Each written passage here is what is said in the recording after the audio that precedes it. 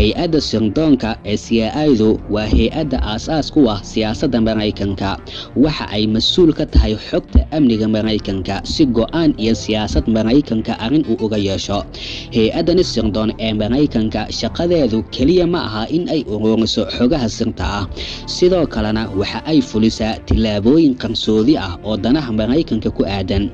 Waxa ay meel ka hursaa dagaal iyo fitno iyaga oo ka dhex abuurayo bulshada waddanka ku nool sidii Kuba, sidii Vietnam iyo meelo kale oo badan. Hay-addan sirdoon ee CIA-du waxaa la aasaasay 1947 waxaana aasaasay madaxweynihii xilligaasi ee Maraykanka. Waxaa maanta hay-addan u shaqeeyo in ka badan 20,000 oo qof oo ay ku jiraan dad ajaanib ah. Waa hay-ad sirdoon oo aad u ballaaran. Waxa ay leedahay falanqeeyayaal aragti ka dhiibta xogaha kuwa si wanaagsan dhaqamada dadka u kala yaqaana, afafka ay dadka ay ku hadlaan, dhammaan laamaha kala duwan ee laga maarmaanka ah. Waxa ay haysataa howlwadeeno uga shaqeeya. Shaqada ugu weyn ee CIA-duna waa in ay Maraykanka ka ilaaliso cid waliba ee cadow u yaqaano. Dhaqdhaqaaqa iyo xaalad waliba ee amni darro keeni karta waa in ay ka hortagto. Wax waliba oo danaha Maraykanka ka hor imaanayo dal iyo dibadba waa in ay xog ay ka siiso laamaha ku shaqada leh. Hay-addan sirdoon ee Maraykanka waxaa lagu eedeeyaa in ay dembiyo badan dunida ay ka gashay, xuquuqda bani'aadamkuna wax badan in ay ku tumatay. Hay-addan CIA-du waxa ay taageertay afgembiyo badan oo ka dhacay wadamo badan oo ay ku jiraan midkii Iran 1953, midkii Guatemala 1954, midkii Chile 1973. Afgembiyadani ayaa loo fulin jiray si uu kursiga ugu fadhiisto siyaasi ama qof danaha Maraykanka aanan ka hor imaanin. CIA-du waxa ay maalgelisaa oo ay tababartaa kooxaha fallaagada ah ee wadamo badan qalalaasa ka abuura. Kooxa iskoodii u hubaysan oo magacyo kala duwan wata. Kooxahani fallaagada ah waxa ay inta badan u adeegsataa in ay la dagaalamaan dowladaha Maraykanka ka soo horjeedo. Kooxahani iyaga oo ah kuwa danahoodii u dagaalamayo, haddana waxaa wada kulmay danta Maraykanka iyo dantoodii. Sidaas darteeda iyaga oo isku danaysanaya, Maraykanka waxa uu ka fushanayaa dantiisii, sidaana maalgelin dhaqaale iyo hub wax walba ayuu u fududeynayaa. Iyaguna kuwa ajandahoodii u dagaalamaya iyaga oo u muuqda ay dhaqdhaqaaq walba ay sameynayaan. Dhaqdhaqaaqanina waa mid Maraykanka farxad gelisa. Badanaa kooxaha CIA-da Maraykanka ay tababartay waxaa tusaale loogu soo qaataa Afghanistan. Taageeradii uu Maraykanka uu siiyey Taliban si ay ula dagaalanto dalkana ay uga xoreeyaan midoogii Sofiyeetka. Dadka reer Afghanistan iyaga marka uu hadafkoodii uu ahaa in cadowgii ku soo duulay ee midoogii Sofiyeetka in ay iska xoreeyaan, danta Maraykankuna waxa ay ahayd in aanu dunida uusan ku faafin midoogii Sofiyeetka.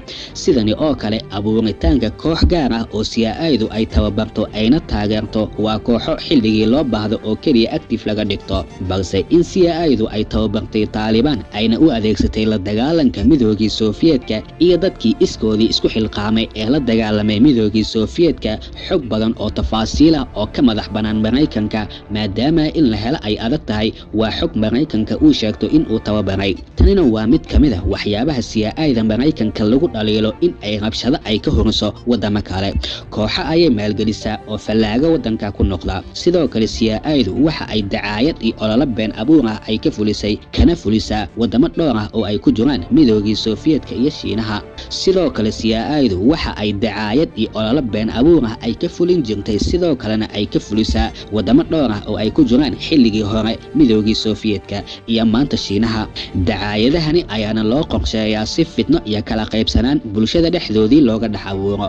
Marmarka qaar si taageerada bulshada loo kasbado, propaganda caynkani oo kale ah ay hay-adani faafisaa, sida in doodo ama seminaaro, TV bogaraamyo iyo waxyaabo loo moodo in dadka shacabka ah ay quseeyaan mashruuc gaar ahna laga dan leeyahay ayaa dadka loo soo bandhigaa. Kadibna dadka waxa ay halkaa ay ka qaataan fikrado laga yaabay 5 sano ka hor waxyaabo aad meel aad ka akhrisay in maantaba hadafka uu ahaa qorshe fog oo la rabay in maanta fikrad laga siiyo. Fikradahaasi oo ah kuwa marin habaabsan oo ku socday istaraatiijiyadii CIA-du ay dejisay. Howlgallada qarsoon ee CIA-du ay fulisay waxaa tusaale loogu soo qaadan karaa inqilaabkii Iiraan 1953. CIA-du waxa ay door muhiim ah ay ka ciyaartay in la afgembiyo dowladii dimuqraadiga ahayd ee loo soo doortay Iiraan 1953. xukuumad dimuqraadi ah oo raali ay ka ahaayeen ayuu Mareykanka u hamiyey in uu afgembiyo, sababtuna kaliya waxa ay ahayd in Mareykanka cabsi badan in uu ka qabay ra'iisul wasaarihii Iiraan ee xilliga Maxamed Sadiq in uu shidaalka Iiraan uu ka dhigi karo mid qaranka uu leeyahay. Ingiriiska iyo Mareykanka oo iskaashanaya adeegsanayana CIA-da ayaa waxa ay taageero u muujiyeen siyaasi xilliga mucaarad ahaa. heshiiskuna waxa uu ahaa in ay kala shaqayn doonaan afgembigani haddii uu guuleystana shidaalka Iiraan 40% shirkadaha Mareykanka ayaa lahaan doona. heshiiskani ayay wada galeen kadibna markii uu dhacay inqilaabkii ayaa guuleystay. Maxamed Reza Pahlavi Shah si dhaqso leh ayuu xukunka uu kula wareegay.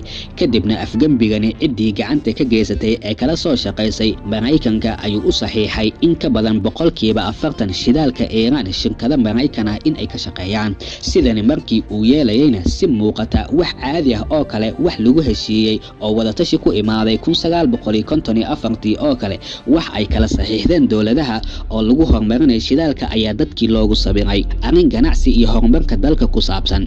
balse heshiiskani ma noqonin mid ay dadka shacabka ah ee Iiraan ay jeclaysteen. waxaa xoogaystay durbaba banaanbaxyada loogaga soo horjeedo, waxaana loo arkay ra'iisul wasaarahani mid iibinaya hantidii qaranka. waxa uuna heshiiskani sababay in bulsho badan ay ku xanaaqdo xukuumadani afgembiga ku imaaday.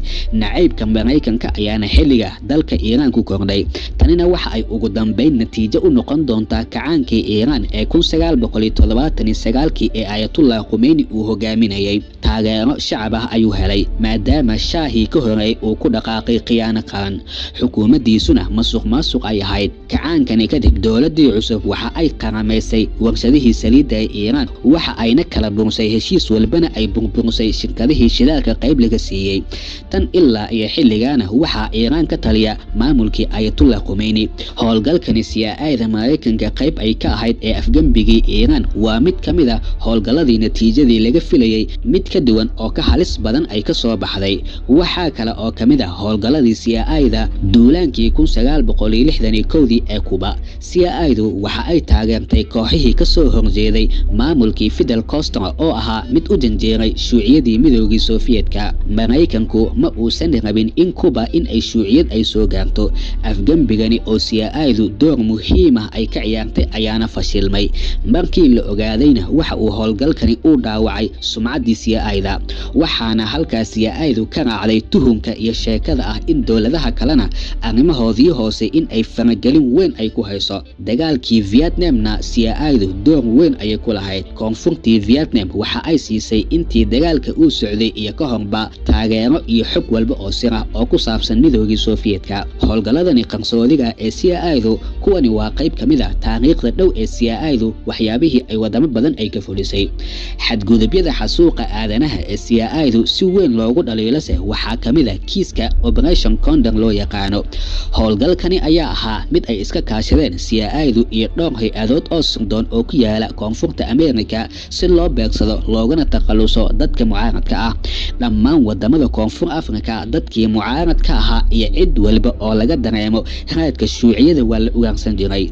ujeedku waxa uu ahaa in laga sifeeyo Latin America oo dhan wax la xiriira shuuciyad. intii uu socday howlgalkani Condor kumanaan qof ah oo mucaarad ah ayaa la jirdilay, kuwana waa la dilay, kuwana waaba la waayay halka ay ka baxeen. dhacdooyinkani howlgalkani Operationka Condor in ay CIA-du door muhiim ah ay ku lahayd waxaa la ogaaday ugu dambeyn dhammaadkii 90-meeyadii markii ay soo shacbaxday in CIA-du door muhiim ah ay ku lahayd. waxa ay sabab u noqotay in si weyn loo dhaleeceeyo. waxyaabaha kale ee aadka loogu eedeeyo hay-addan CIA-da Mareykanka waxaa ka mid ah dadka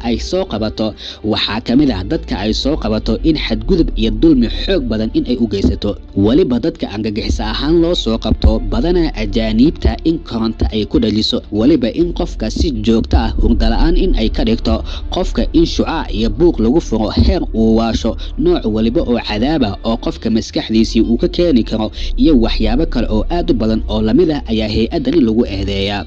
Xilligii George W. Bush oo ciqaabtani aadkay u darneed si guud ahaaneed dunida oo dhan, meelo badan ayaa laga cambaareeyay ficilada CIA-da maxaabiista ay kula dhaqanto. Qaar badan ayaana ciqaabahani CIA-da iyo tijaabooyinkeedii darteedii u dhintay. CIA-du weli maanta waa mid firfircoon oo wadamo badan howlaheedii ka wadata, laakiin maadaama arrimaha cusub si degdeg ah aanan loo soo bandhigi karin, waxaa la ogaan doonaa 20 sano ama 30 sano kadib howlaha maanta dunida ka socda kuwii ay CIA-du door muhiim ah ay ka lahayd.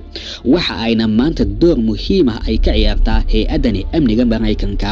Sanadihii u dambeeyay CIA-du waxa ay diiradda ay saartay la dagaalanka kooxaha uu Mareykanka argagixisada u yaqaano iyo ka hortagga sare u kaca Shiinaha. Waxa ayna ka shaqaynaysaa CIA-da maanta sidii ay u wanaajin lahayd sumcadeedii, iskagana tirtir lahayd eedeymaha waaweyn iyo waxyaabaha ay horay u samaysay ee sida weyn dunida oo dhan looga cambaareeyo.